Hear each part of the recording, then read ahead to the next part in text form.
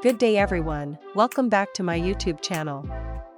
Today, this video shall feature the 7th Law of Leadership by John C. Maxwell, the Law of Respect.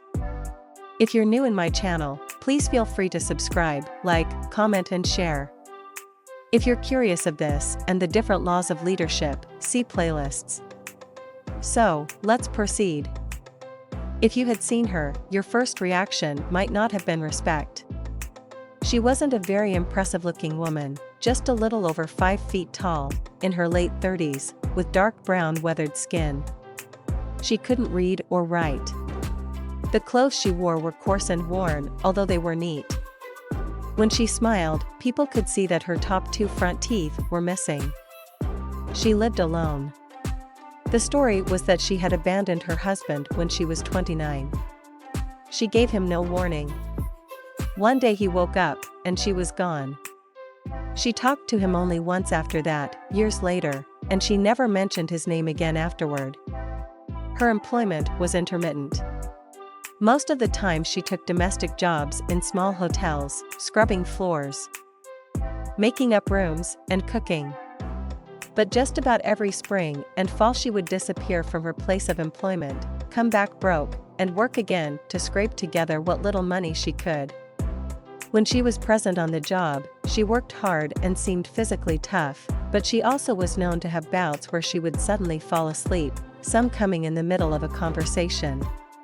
She attributed her affliction to a blow to the head she had taken during a teenage fight. Who would respect a woman like that? The answer is the more than 300 slaves who followed her to freedom out of the South. They recognized and respected her leadership.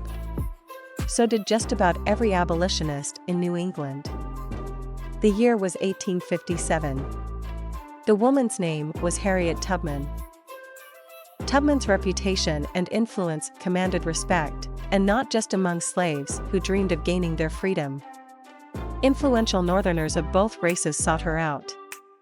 She spoke at rallies and in homes throughout Philadelphia, Pennsylvania, Boston, Massachusetts, St. Catharines, Canada, and Auburn, New York, where she eventually settled. People of prominence sought her out, such as Senator William Seward, who later became Abraham Lincoln's Secretary of State, and outspoken abolitionist and former slave Frederick Douglass. Tubman's advice and leadership were also requested by John Brown, the famed revolutionary abolitionist. Brown always referred to the former slave as General Tubman, and he was quoted as saying she was a better officer than most whom he had seen, and could command an army as successfully as she had led her small parties of fugitives. That is the essence of the law of respect. Harriet Tubman would appear to be an unlikely candidate for leadership because the deck was certainly stacked against her. She was uneducated. She lived in a culture that didn't respect African Americans. And she labored in a country where women didn't have the right to vote yet. Despite her circumstances, she became an incredible leader. The reason is simple: people naturally follow leaders stronger than themselves. Everyone who came in contact with her recognized her strong leadership ability and felt compelled to follow her. That's how the law of respect works. People don't follow others by accident. They follow individuals whose leadership they respect. Someone who is an 8 in leadership, on a scale from 1 to 10, with 10 being the strongest, doesn't go out and look for a 6 to follow. He naturally follows a 9 or 10. The less skilled follow the more highly skilled and gifted. Occasionally, a strong leader may choose to follow someone weaker than himself. But when that happens, it's for a reason. For example, the stronger leader may do it out of respect for the person's office or past accomplishments. Or he may be following the chain of command. In general, though, followers are attracted to people who are better leaders than themselves. That is the law of respect. When people get together for the first time as a group, take a look at what happens. As they start interacting, the leaders in the group immediately take charge. They think in terms of the direction they desire to go and who they want to take with them. At first, people may make tentative moves in several different directions, but after the people get to know one another, it doesn't take long for them to recognize the strongest leaders and to follow them. Usually, the more leadership ability a person has, the more quickly he recognizes leadership, or its lack, in others. In time, people in the group get on board and follow the strongest leaders. Either that or they leave the group and pursue their own agenda. There are many ways to measure a follower's respect for his leader, but perhaps the greatest test of respect comes when a leader creates major change in an organization. I experienced this test in 1997 when I moved my company, Enjoy, from San Diego, California, to Atlanta, Georgia.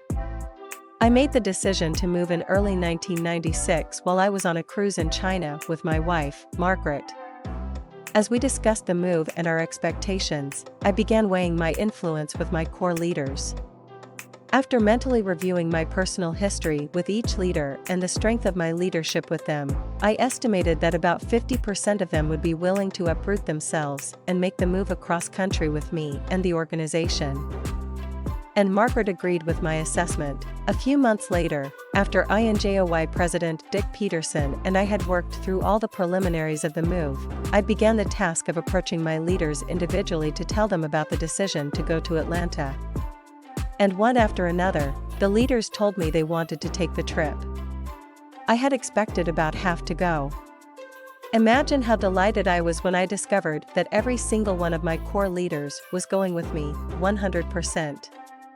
About a year has passed since we made the move, and all of those top leaders are still working with me in Atlanta. Why did so many make the trip?